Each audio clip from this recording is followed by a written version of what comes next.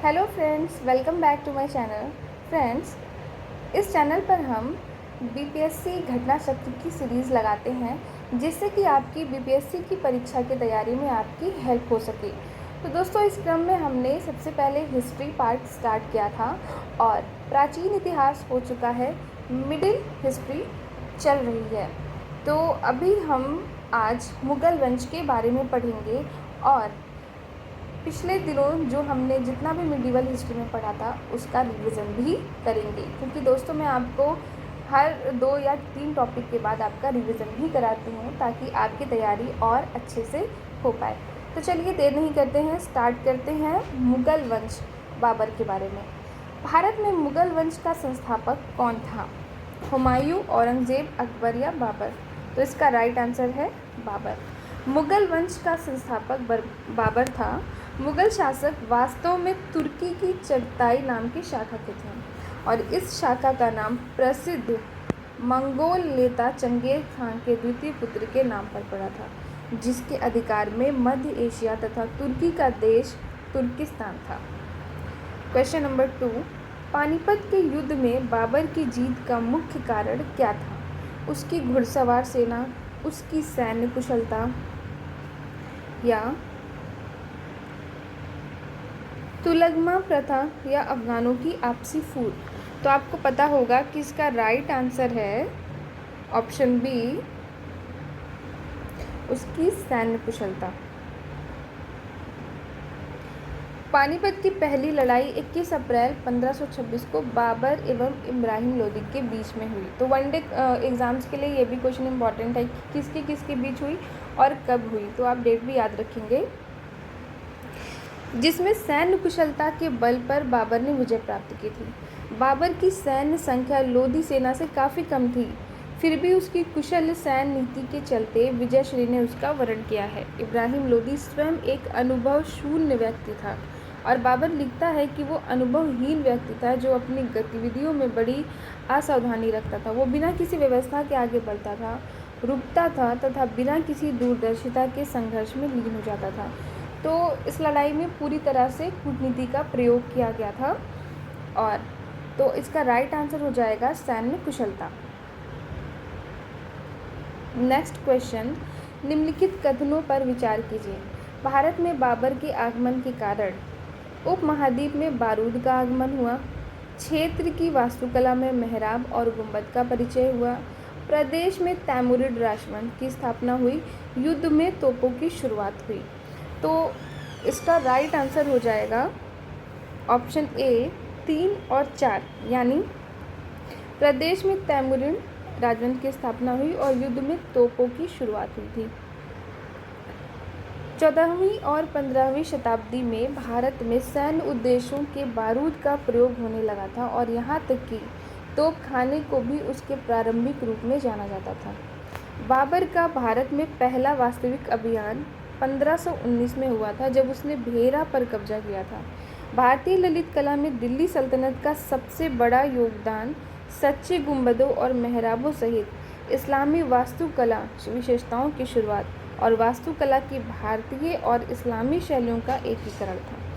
Timurid या तैमुरिड राजवंश एक सुन्नी मुस्लिम राजवंश था और इसके सदस्य फारसी संस्कृति से काफ़ी प्रभावित थे और उन्होंने इतिहास में 2 प्रसिद्ध साम्राज्य स्थापित किए थे, अर्थात फारस और मध्य एशिया में तिमुरिड साम्राज्य और भारतीय उपमहाद्वीप में मुगल साम्राज्य। नेक्स्ट, हुमायूं और शेरशाह। इनमें से किसने हुमायूं को यह प्रस्ताव दिया था कि यदि उसे बंगाल पर अधिकार करने दिया गया तो वो बिहार को समर्पित कर देगा और 10 लाख दिनार की वार्षिक श्रद्धांजलि अर्पित करेगा? तो ये शेर खां था। बंगाल अभियान के समय शेर खां ने हुमायूं को यह प्रस्ताव दिया कि वो बिहार हुमायूं को सौंप देगा यदि उसे बंगाल पर अधिकार करने दिया जाए, साथ ही वो 10 लाख दिनार की वार्षिक श्रद्धांजलि भी अर्पित करेगा। क्वेश्चन नंबर 2, इन शासकों में से किसने अपनी सैन्य टुकड़ियों को 200, 250 एवं 500 की इकाइयों में विभाजित किया था? 200, 250 एवं 500 की इकाइयों में विभाजित किया था। बहलोल लोदी, सिकंदर शाह, शेर शाह, इस्लाम शाह, या ऑप्शन ई उपयुक्त में से कोई नहीं या एक से अधिक। तो इसका राइट आंसर ऑप्शन ई हो जाएगा। इस्लाम शाह शेर शाह का पुत्र था और इस्लाम शाह ने पूरे उत्तर भारत में लगभग 8 वर्षों तक शासन किया और उसकी मृत्यु 1553 में हुई थी। इस्लाम शाह ने अपनी सैन्य टुकड़ियों को 50, 200, 250 और 500 की इकाइयों में विभाजित किया था। संभवतः शेर शाह के समय में भी सैन्य विभाजन की ये प्रणाली प्रचलित थी। तो बिहार लोक सेवा आयोग ने इसका ऑप्शन ई माना था। तो दोस्तों आपको बता दूं कि पहले जो बीपीएससी की परीक्षाएं होती थी तो उनमें निगेटिव मार्किंग नहीं होती थी, तो इसलिए आपको 5 ऑप्शंस मिलते थे और 5वां ऑप्शन उपयुक्त में से कोई ना या फिर एक से अधिक होता था। हालांकि अब बीपीएससी की परीक्षा में 1/3 की निगेटिव मार्किंग है, तो अब आपको केवल 4 ही ऑप्शन देखने को मिलते हैं। नेक्स्ट क्वेश्चन, हुमायूं ने चुनार दुर्ग पर प्रथम बार आक्रमण कब किया था? 1532, 1531, 1533 या 1536? तो इसका right answer 1532। Next question, question number 4। निम्नलिखित में से किसने अपने बादशाह पति के लिए मकबरे का निर्माण कराया था? तो पति के लिए मकबरे का निर्माण किसने कराया? हाजी बेगम ने। हाजी बेगम ने अपने पति हुमायूं के मकबरे का निर्माण दिल्ली दीन पनाह में 1565 से 72 में करवाया था। इस मकबरे का नक्शा मीरक मिर्ज़ा गियास, एक ईरानी वास्तुकार ने तैयार किया था। श्वेत संगमरमर से बना ये भारत का प्रथम गुंबद वाला मकबरा है। इस मकबरे के परिता एक बाग की रचना है। तो बहुत सारे क्वेश्चंस यहाँ से क्रिएट हो रहे हैं। पहला तो ये कि अपने पति के लिए मकबरा किसने बनवाया? तो हाजी बेगम ने बनवाया। और कहाँ पर बनवाया? दिल्ली में बनवाया। इसका नक्शा किसने दिया? तो मीरक मिर्ज़ा गियास ने दिया। मीरक मिर्ज़ा गियास कहाँ का था? तो ये ईरानी वास्तुकार था। और इसके अलावा कई बार कूट वाले भी प्रश्न आते हैं, तो आपको मैच करना होता है कि कौन सी इमारत किससे बनी हुई है। तो ये श्वेत संगमरमर से बना हुआ है, इस बात को भी ध्यान रखेंगे। इसके अलावा एक इम्पॉर्टेंट क्वेश्चन ये भी है कि ये भारत का प्रथम गुंबद वाला मकबरा है। तो आइए नेक्स्ट क्वेश्चन पे आ जाते हैं। क्वेश्चन नंबर 5, हुमायूं द्वारा लड़े गए 4 प्रमुख युद्धों का तिथि अनुसार सही क्रम अंकित करें। युद्ध स्थल के नाम नीचे अंकित हैं। तो इसका राइट आंसर है देवरा, चौसा, कन्नौज और सरहिंद। हुमायूं द्वारा लड़े गए 4 प्रमुख युद्धों का क्रम इस प्रकार है। 1532 में उसने गोमती के तट पर स्थित दौराहा या देवरा नाम के स्थान पर अफगान विद्रोहियों को परास्त किया था। फिर 1539 में चौसा के युद्ध में हुमायूं को शेरशाह से पराजित होना पड़ा था। ये थोड़ा इम्पोर्टेंट है। इसी युद्ध में निजाम नाम के भिश्ती ने हुमायूं की जान बचाई थी। हुमायूं के विरुद्ध चौसा की इस विजय से शेर खां यानी शेर शाह की शक्ति एवं प्रतिष्ठा दोनों में वृद्धि हुई। उसने शेर शाह की पदवी धारण कर अपने नाम का खुतबा पढ़वाया और सिक्के पर भी अंकित करवाए थे। 1540 में कन्नौज या बिलग्राम का युद्ध में भी हुमायूं को शेरशाह से पराजित होना पड़ा था और विवश होकर के एक निर्वासित की भांति इधर उधर भटकना पड़ा था। 1555 में सरहिंद युद्ध की विजय ने हुमायूं को एक बार पुनः उसका खोया राज्य वापस दिलाया। अर्थात युद्धों का सही क्रम इस प्रकार है: 1532 में देवरा, 1539 में चौसा, 1540 में कन्नौज एवं सरहिंद का युद्ध 1555 में। नेक्स्ट क्वेश्चन, निम्नलिखित में से किस सुल्तान ने हजरत आला की उपाधि अपनाई और बाद में सुल्तान की? बहलोल लोदी, सिकंदर लोदी, शेरशाह सूरी या इस्लाम शाह सूरी? तो इसका राइट आंसर है शेरशाह सूरी। बंगाल के शासक नुसरत खां को पराजित करके शेर खान ने हजरत आला की उपाधि धारण की थी। 1539 में चौसा के युद्ध में हुमायूं को पराजित करके उसने शेरशाह की उपाधि धारण की थी और अपने नाम का खुतबा पढ़वाया था और सिक्का भी चलवाया था। तो हजरत आला और शेरशाह की उपाधि शेरशाह सूरी। शेर शाह का मकबरा कहाँ स्थित है? सासाराम में। ये भी मोस्ट इम्पॉर्टेंट क्वेश्चन है, स्पेशली आपके वनडे एग्ज़ाम के लिए। तो सासाराम, मनेर, सीतामढ़ी, पावापुरी या ऑप्शन ए। तो राइट आंसर सासाराम।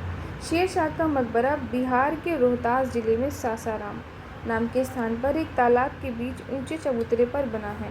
कालिंजर का युद्ध 1545 के दौरान घायल हो जाने से शेरशाह की मृत्यु हुई थी। नेक्स्ट क्वेश्चन, 26 जून 1539 को शेरशाह और हुमायूं के बीच युद्ध कहाँ लड़ा गया था? तो चौसा का युद्ध था, तो चौसा में ही लड़ेंगे। ऑप्शन डी इसका right answer. Next question, Akbar के बारे में। भारत के एकीकरण के बाद वह मध्य पूर्व और पश्चिमी एशिया को एक करना चाहता था, जो एक विश्व साम्राज्य की स्थापना की ओर एक महत्वपूर्ण कदम था। आर.पी. त्रिपाठी ने मुगल कालीन भारत के किस सम्राट के बारे में ये लिखा है? तो अकबर के बारे में लिखा है। ये भी क्वेश्चन बन सकता था कि ये कथन किसने कहा है? तो आर.पी. त्रिपाठी ने कहा है। नेक्स्ट क्वेश्चन, फतेहपुर सीकरी स्थित प्रसिद्ध बुलंद दरवाज़ा जामा मस्जिद का कौन सा प्रवेश द्वार बनता है? पश्चिमी, पूर्वी, दक्षिणी, उत्तरी या ऑप्शन ई। तो इसका राइट आंसर दक्षिणी। हल्दी घाटी के युद्ध में फतेहपुर सीकरी स्थित प्रसिद्ध बुलंद दरवाज़ा जामा मस्जिद का दक्षिणी प्रवेश द्वार है। फतेहपुर सीकरी का जामा मस्जिद का निर्माण मुगल शासक अकबर ने करवाया था। तो ये भी क्वेश्चन है कि इसका निर्माण किसने करवाया? अकबर ने करवाया था। हल्दी घाटी के युद्ध में महाराणा प्रताप की सेना के सेनापति कौन थे? अमर सिंह, मान सिंह, हकीम खान, शक्ति सेन। तो इसका राइट आंसर हकीम खान। हल्दी घाटी का युद्ध 1576 में महाराणा प्रताप और मुगल सेनापति मान सिंह एवं असफ खां के मध्य लड़ा गया। राजपूत योद्धाओं के अलावा राणा की सेना के अग्रभाग का नेतृत्व अफगानों ने किया था। आप मुझे कमेंट करके बता सकते हैं कि महाराणा प्रताप की जयंती कब मनाई जाती है। अच्छा, चलिए अब रिवीजन कर लेते हैं। रिवीजन की बारी है। हम रैंडमली किसी भी क्वेश्चन की रिवीजन करेंगे। भारत में मुगल वंश का संस्थापक कौन था? बाबर था। शेख बहाउद्दीन ज़कारिया किस संप्रदाय के थे? सोहरावर्दी संप्रदाय के थे। इसमें से किसने खलीफा की शक्ति का विरोध किया है? ऑप्शन ई है। बहमनी राज का संस्थापक कौन था? अलाउद्दीन हसन था। ज्ञान दीपक नाम की पुस्तक की रचना किस महान संत ने की? दरिया साहब ने की थी। बारहमासी की रचना किसने की? मालिक मोहम्मद जायसी। अलाई दरवाज़ा का निर्माण किस सुल्तान ने कराया? अलाउद्दीन खिलजी। मोरक्को के यात्री इब्न बतूता का वृत्तांत किस रूप में जाना जाता है? रिहला या फिर रहला, और ये अरबी भाषा में है। कुतुब मीनार किसके द्वारा पूरा किया गया? इल्तुतमिश। दिल्ली सल्तनत के दौरान मुकद्दम या चौधरी पद किसके लिए इस्तेमाल करते थे? गांव के सरपंच के लिए। 2.5 दिन का झोपड़ा क्या है? मस्जिद है। लाख बख्श किसे कहते हैं? कुतुबुद्दीन ऐबक को। कुरान खान की पदवी किसे मिली? कुतुबुद्दीन ऐबक को। दीवाने अर्ज विभाग किससे संबंधित है? रक्षा विभाग से। फारसी यात्री अब्दुल रज़ाक भारत में किस राजा के शासनकाल में आया था? देवराय द्वितीय। 1565 में कौन सा प्रसिद्ध युद्ध हुआ? तालीकोटा का युद्ध। विजयनगर साम्राज्य का अवशेष कहाँ मिलता है? हम्पी, कर्नाटक में। तो दोस्तों आज के लिए इतना ही। अगर आपको मेरी वीडियो पसंद आती है तो आप इसको लाइक और शेयर ज़रूर करिएगा and do subscribe my channel. आज के लिए इतना ही। Thank you so much for watching my video.